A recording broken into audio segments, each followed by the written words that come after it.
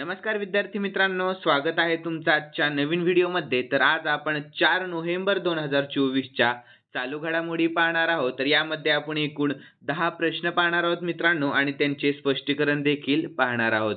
आणि मित्रांनो, तुम्हाला जर या व्हिडिओची PDF हवी असेल ना, तर व्हिडिओच्या डिस्क्रिप्शन बॉक्समध्ये आपल्या टेलिग्राम चॅनेलची लिंक आहे. तेथे तुम्हाला सर्व व्हिडिओच्या PDF अगदी फ्रीमध्ये मिळतील. तर मित्रांनो, वेळ वाया न घालवता आपण या व्हिडिओला सुरुवात करूयात. तर या अगोदर आपण कालच्या चालू घडामोडी पाहून घेऊयात. तर कालचा पहिला प्रश्न होता, एमार्जिन एशिया कप 2024 चे विजेतेपद कोणी जिंकले आहे? तर याचे योग्य उत्तर आहे अफगाणिस्तानने जिंकले आहे. पुढील प्रश्न, कोणत्या शहरात 25 लाखांहून अधिक दिवे लावून गिनीज बुक ऑफ वर्ल्ड रेकॉर्डमध्ये नाव नोंदवले गेले आहे? तर अयोध्या.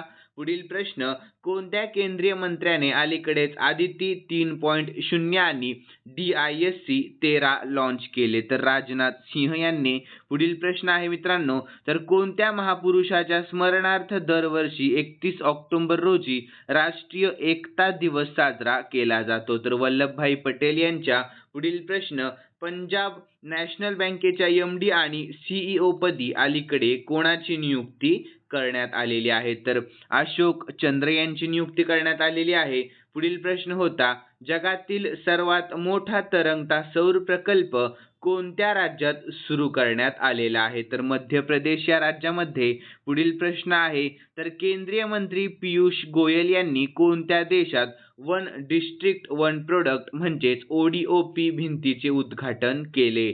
तर सौदी अरेबिया. पुढील प्रश्न होता, ICC लाचलुचपत प्रतिबंधक युनिटचे नवीन अध्यक्ष कोण बनले? तर सुमती धर्मवर्धने बनलेले आहेत. पुढील प्रश्न होता, कोळशापासून वीज निर्मिती बंद करणारा कोणता देश अलीकडे पहिला देश ठरलेला आहे? तर ब्रिटन हा देश. कोणता देश? ब्रिटन हा देश. यानंतर पुढील प्रश्न पाहूयात, तर कोणत्या देशाने इंटरकॉन्टिनेंटल बॅलिस्टिक क्षेपणास्त्र म्हणजेच ICBM हवासॉंग 19 ची यशस्वी चाचणी केली? तर उत्तर कोरिया. पुढील प्रश्न, अलीकडेच गंगा उत्सव 2024 कोठे साजरा केला जाईल? तर हरिद्वारामध्ये. पुढील प्रश्न, नुकतेच रतन टाटा ए लाईफ हे पुस्तक कोणी लिहिले आहे? तर थॉमस मॅथ्यू यांनी लिहिलेले आहे. ठीक आहे. यानंतर मित्रांनो, पुढील प्रश्न, तर राष्ट्रीय आपत्ती व्यवस्थापन प्राधिकरण म्हणजेच NDMA चा 20वा स्थापना दिवस कधी साजरा करण्यात आलेला आहे? तर 28 ऑक्टोबर 2024 रोजी साजरा करण्यात आलेला आहे. आणि पुढील प्रश्न होता, ऑक्टोबर 2024 मध्ये बुद्धिबळाच्या खेळात 2800 ELO गुणांचा टप्पा पार करणारा भारताचा दुसरा ग्रँड मास्टर कोण बनलेला आहे? तर अर्जुन एरिगेसी हा बनलेला आहे. यानंतर मित्रांनो, शेवटचा प्रश्न होता, अलीकडे कोणत्या बँकेला भारतातील सर्वोत्तम बँक म्हणून घोषित करण्यात आलेले आहे? तर स्टेट बँक ऑफ इंडियाला. कोणत्या? SBI बँकेला. यानंतर मित्रांनो, आपण आजच्या चालू घडामोडी पाहून घेऊया. तर आजचा पहिला प्रश्न असणार आहे, राष्ट्रपती भवन, सांस्कृतिक केंद्र आणि अमृत उद्यानात कोणार्क चक्राच्या 4 वाळूच्या दगडी प्रतिकृती कोणत्या राज्य किंवा केंद्रशासित प्रदेशात स्थित आहेत? तर याचे योग्य उत्तर आहे ऑप्शन बी, नवी दिल्ली या ठिकाणी. कोठे? तर नवी दिल्ली. तर याविषयी आपण महत्त्वाची माहिती पाहून घेऊयात. तर नवी दिल्लीतील राष्ट्रपती भवन, सांस्कृतिक केंद्र आणि अमृत उद्यान येथे कोणार्क चक्राच्या 4 वाळूच्या दगडांच्या प्रतिकृती स्थापित करण्यात आलेल्या आहेत. तर या कोणार्क चक्राच्या प्रतिकृती भारताच्या समृद्ध सांस्कृतिक वारशाचे प्रदर्शन आणि प्रचार करतील. यानंतर कोणार्क सूर्य मंदिर विषयी आपण शॉर्टमध्ये महत्त्वाची माहिती पाहूयात. तर युनेस्कोच्या यादीत हे जागतिक वारसा स्थळ आहे. यानंतर मित्रांनो, ओडिशा राज्यात स्थित कोणार्क चक्राला 8 रुंद स्पोक आणि 8 आतील स्पोक आहेत आणि त्याचा व्यास 9 फूट आहे. यानंतर कोणार्क मंदिरे सूर्यदेवाला समर्पित देखील आहेत. यानंतर मित्रांनो, राष्ट्रपती भवन विषयी आपण महत्त्वाची माहिती पाहून घेऊयात. तर राष्ट्रपती भवन हे भारताच्या राष्ट्रपतीचे अधिकृत निवासस्थान आहे, लक्षात ठेवा. यानंतर राष्ट्रपती भवन कोठे आहे? तर नवी दिल्ली येथे आहे. तर राष्ट्रपती भवन पूर्वी कोणत्या नावाने ओळखले जात होते? तर व्हाईसरॉय हाऊस या नावाने ओळखले जात होते. तर राष्ट्रपती भवनाची रचना कोणी केली? तर एडविन लुटियन्स यांनी केलेली आहे. यानंतर मित्रांनो राष्ट्रपती भवनाचे बांधकाम कधी पूर्ण झाले तर 1929 मध्ये बांधकाम पूर्ण झालेले आहे. खूप महत्त्वाची माहिती आहे, मन लावून ऐकण्याचा प्रयत्न करा मित्रांनो. यानंतर राष्ट्रपती भवन ते इंडिया गेट या ऐतिहासिक मार्गाचे नाव बदलून ड्युटी पाथ असे करण्यात आलेले आहे. तर स्वातंत्र्यानंतर त्याला काय म्हणतात तर राजपथ म्हणतात. काय म्हणतात? राजपथ. यानंतर भारतातील पहिले भूमिगत संग्रहालय नवी दिल्लीमध्ये कोठे जनतेसाठी खुले करण्यात आले तर राष्ट्रपती भवन या ठिकाणी. यानंतर मित्रांनो नवी दिल्लीत भारताच्या राष्ट्रपती अधिकृत निवासस्थान असलेल्या राष्ट्रपती भवनाच्या प्रांगणात असलेले मुघल गार्डन दरवर्षी कोणत्या महिन्यात लोकांसाठी खुले असते तर फेब्रुवारी आणि मार्च या महिन्यामध्ये. यानंतर प्रजासत्ताक दिनाची परेड कोठे सुरू होते तर राष्ट्रपती भवन या ठिकाणी सुरू होते. यानंतर मित्रांनो राष्ट्रपती भवनाच्या दरबार हॉलला आता रिपब्लिक पॅव्हेलियन आणि अशोक हॉलला अशोक मंडप असे नाव देण्यात आलेले आहे. लक्षात ठेवा मित्रांनो. यानंतर मित्रांनो पुढील प्रश्न आहे दुसरा, तर कोणत्या केंद्रीय मंत्र्याने नागरिक नोंदणी प्रणाली CRS मोबाईल ॲप लॉन्च केले आहे तर याचे योग्य उत्तर आहे ऑप्शन बी अमित शहा यांनी. कोणी तर अमित शहा यांनी.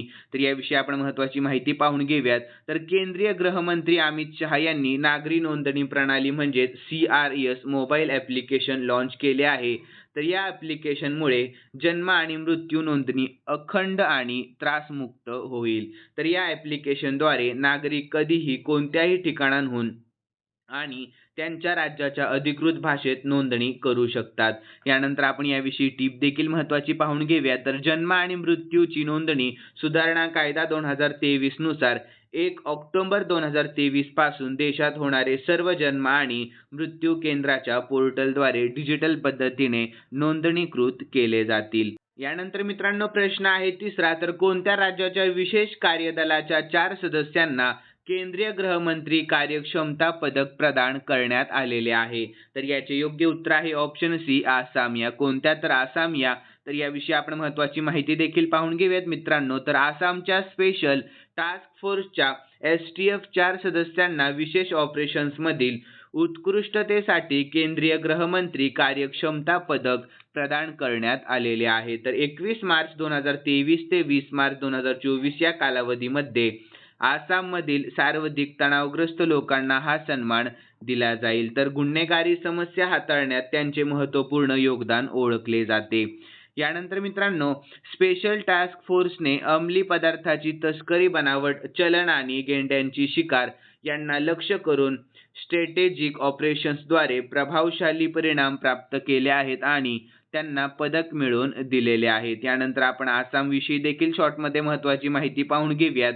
राजधानी दिसपूर आहे.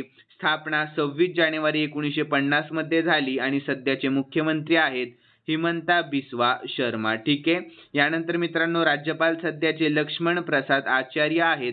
यानंतर आपण आसामचे एकूण शेजारी देश पाहून घेऊया. तर 2 आहेत भूतान आणि बांगलादेश. आणि आसामची एकूण शेजारी राज्य 7 आहेत. तर कोणते तर मेघालय, त्रिपुरा, मिझोराम, अरुणाचल प्रदेश, नागालँड, मणिपूर आणि पश्चिम बंगाल. यानंतर राज्य पक्षी व्हाईस विंग वूड डक आहे म्हणजे बदक मित्रांनो. यानंतर राज्य प्राणी आहे गेंडा. राज्य वृक्ष आहे होलोंग. यानंतर लोकनृत्य आहेत बिहू, बगुरुंबा, भोरताल आणि सत्तरिया आणि झुमूर. ठीक आहे, लक्षात ठेवा. यानंतर मित्रांनो पुढील चौथा प्रश्न पाहूया. तर इस्रोने भारताची पहिली ॲनालॉग स्पेस मिशन कोणत्या राज्यात किंवा केंद्रशासित प्रदेशात प्रक्षेपित केलेली आहे. तर याचे योग्य उत्तर आहे ऑप्शन ए लेह लडाखमध्ये. कोठे तर लेह लडाखमध्ये. तर याविषयी आपण महत्त्वाची माहिती पाहून घेऊयात मित्रांनो. तर इंडियन स्पेस रिसर्च ऑर्गनायझेशन म्हणजेच इस्रोने लेह लडाख येथे देशातील पहिले ॲनालॉग स्पेस मिशन सुरू केलेले आहे. यानंतर अंतराळात राहण्याच्या आव्हानांचा अभ्यास करण्यासाठी लडाखच्या मंगळसारख्या परिस्थितीचा वापर करून अंतर्ग्रहीय अधिवासाचे अनुकरण करणे हे या मोहिमेचे उद्दिष्ट आहे, ज्याचा भविष्यातील शोधासाठी फायदा होईल. तर हे mission human space flight centre AAKA ने आयोजित केले होते. तर space studio Ladakh, IIT Bombay आणि लडाख ऑटोनॉमस हिल डेव्हलपमेंट कौन्सिलच्या सहकार्याने हे विद्यापीठ सुरू झालेले आहे. यानंतर भारतीय अंतराळ संशोधन संस्थेविषयी आपण महत्त्वाची माहिती पाहून घेऊयात इस्रो विषयी. तर स्थापना इस्रोची 1969 मध्ये झाली. मुख्यालय बेंगळुरू कर्नाटक मध्ये आहे आणि सध्याचे अध्यक्ष आहेत एस सोमनाथ. ठीक आहे.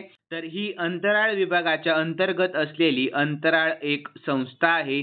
तर मित्रांनो, हे भारतातील अंतराळ संशोधन आणि शोध उपक्रमांचे नियोजन आणि अंमलबजावणीसाठी जबाबदार आहे. ठीक आहे, लक्षात ठेवा. यानंतर पुढील प्रश्न आहे 5वा. तर अहमदाबाद गुजरात येथे सर्वात मोठ्या वेस्ट टू एनर्जी प्लांटचे उद्घाटन कोणी केलेले आहे? तर याचे योग्य उत्तर आहे मित्रांनो ऑप्शन बी, अमित शहा यांनी केलेले आहे. तर याविषयी आपण महत्त्वाची माहिती देखील पाहून घेऊयात. तर केंद्रीय गृहमंत्री अमित शहा यांनी पिपलाज अहमदाबाद येथे सार्वजनिक खाजगी भागीदारीची घोषणा केली. तर भागीदारीद्वारे PPP गुजरातमधील सर्वात मोठी कचरा ते ऊर्जा स्थापन प्लांटचे उद्घाटन झाले असून त्याची किंमत 375 कोटी रुपये आहे. हेही लक्षात ठेवा. यानंतर गुजरात सरकार आणि जिंदाल अर्बन वेस्ट मॅनेजमेंट कंपनीच्या सहकार्याने हा प्लांट तयार करण्यात आलेला आहे. तर टीप देखील आपण महत्त्वाची पाहून घेऊयात मित्रांनो. तर ते दररोज 1000 मेट्रिक टन घनकचऱ्यावर प्रक्रिया करू शकते. तर 15 मेगावॅट पर्यंत वीज निर्माण देखील करू शकते. यानंतर पुढील 6वा प्रश्न पाहूयात. तर 9वा संयुक्त सराव गरुड शक्ती 2024 भारत आणि कोणत्या देशामध्ये सुरू झालेला आहे? तर याचे योग्य उत्तर आहे ऑप्शन बी, इंडोनेशिया. भारत आणि कोणत्या? तर इंडोनेशिया. तर याविषयी आपण महत्त्वाची माहिती पाहून घेऊया. तर जकार्ता येथे भारत आणि इंडोनेशिया यांच्यात गरुड शक्ती 24 या संयुक्त विशेष सैन्य सरावाची 9वी आवृत्ती आयोजित करण्यात आलेली आहे. तर यासाठी पॅराशूट रेजिमेंटच्या स्पेशल फोर्स 25 जवानांचा समावेश असलेला भारतीय लष्कराचा तुकडा जकार्ताला रवाना झालेला आहे. तर हा सराव 1 ते 12 नोव्हेंबर 2024 पर्यंत चालेल. तर या सरावामध्ये प्रगत स्पेशल फोर्सेस कौशल्य, शस्त्रे, रणनीती आणि तंत्रांवरील ज्ञानाची देवाणघेवाण समाविष्ट असेल आणि ही कौशल्ये एकत्रित करण्यासाठी अंतिम प्रणालीकरण व्यायामाचाही समावेश असेल. यानंतर मित्रांनो प्रश्न आहे 7वा. तर भारत आणि कोणत्या देशादरम्यान संयुक्त विशेष बल सराव वज्रप्रहारच्या 15व्या आवृत्तीचे आयोजन करण्यात आलेले आहे? तर याचे योग्य उत्तर आहे ऑप्शन ए, अमेरिका. या कोणत्या? तर अमेरिका या. तर याविषयी आपण महत्त्वाची माहिती पाहून घेऊयात मित्रांनो. शॉर्टमध्ये आहे माहिती, लक्ष द्या माहितीकडे. तर भारत आणि अमेरिका यांच्यात वज्रप्रहार या संयुक्त विशेष सैन्याच्या सरावाची 15वी आवृत्ती आयोजित करण्यात आलेली आहे. तर शेवटचा सराव डिसेंबर 2023 मध्ये उमरोई मेघालय येथे झालेला आहे. यानंतर आपण अमेरिका विषयी देखील शॉर्टमध्ये महत्त्वाची माहिती पाहून घेऊयात. राजधानी वॉशिंग्टन DC आहे. अध्यक्ष जो बिडेन आणि चलन आहे US डॉलर. तर मित्रांनो प्रश्नाला सुरुवात करण्याच्या अगोदर एक महत्त्वाची सूचना सांगतो. तर आपण व्हिडिओच्या शेवटी दररोज कालच्या चालू घडामोडीवर झालेला प्रश्न देत असतो. तर प्लीज मित्रांनो प्रयत्न करत जा की त्या प्रश्नाचे उत्तर कमेंट बॉक्समध्ये सांगण्याचा. ठीक आहे. तर प्रश्नाला सुरुवात करूयात. तर नमो ड्रोन दीदी योजना कृषी आणि शेतकरी कल्याण मंत्रालयाने एकूण किती कोटी रुपयांच्या बजेटमध्ये सुरू केलेले आहे? तर याचे योग्य उत्तर आहे ऑप्शन बी, 1261 कोटी. ठीक आहे. तर याविषयी आपण महत्त्वाची माहिती पाहून घेऊया. तर नमो ड्रोन दीदी योजना कृषी आणि शेतकरी कल्याण मंत्रालयाने 1261 कोटी रुपयांच्या एकूण बजेटसह सुरू केले आहे. तर 2024 ते 2025 आणि 2025 ते 2026 दरम्यान निवडक 14,500 महिला स्वयंसहाय्यता गटांना सक्षम बनवण्याचे उद्दिष्ट आहे. तर याविषयी आपण महत्त्वाची टीप देखील पाहून घेऊयात. तर या उपक्रमामुळे कृषी कार्यक्षमता वाढेल, महिला उद्योजकतेला पाठिंबा मिळेल आणि ग्रामीण भागात आधुनिक कृषी तंत्रांना चालना देखील मिळेल. यानंतर मित्रांनो पुढील प्रश्न आहे 9वा. तर कर्नाटक राज्य स्थापना दिवस कोणत्या दिवशी साजरा केला जातो? तर याचे योग्य उत्तर आहे ऑप्शन बी, 1 नोव्हेंबर या दिवशी. कोणत्या दिवशी? तर 1 नोव्हेंबर या दिवशी. तर याविषयी आपण महत्त्वाची माहिती पाहून घेऊया. तर कर्नाटक स्थापना दिवस दरवर्षी 1 नोव्हेंबर रोजी साजरा केला जात असतो. तर कर्नाटक राज्याची स्थापना राज्य पुनर्रचना कायद्याअंतर्गत 1 नोव्हेंबर 1956 रोजी झाली. तर कर्नाटक पूर्वी म्हैसूर राज्य म्हणून ओळखले जात होते. तर 1973 मध्ये त्याचे कर्नाटक असे नामकरण करण्यात आलेले आहे. तर मित्रांनो 1 नोव्हेंबर दिवशी झालेला स्थापना दिवस आपण पाहून घेऊयात. तर पंजाब 1 नोव्हेंबर 1966 मध्ये पंजाबची स्थापना झाली. Madhya Pradesh 1 November 1956, Haryana 1 November 1966, Karnataka 1 November 1956 आणि छत्तीसगड 1 नोव्हेंबर 2000 मध्ये स्थापना झाली. आणि आंध्र प्रदेश 1 नोव्हेंबर 1956, केरळ 1 नोव्हेंबर 1956 आणि पुडुचेरी 1 नोव्हेंबर 1954 आणि लक्षद्वीप 1 नोव्हेंबर 1956 रोजी स्थापना झालेली आहे. यानंतर मित्रांनो आपण 10वा आणि शेवटचा प्रश्न पाहणार आहोत.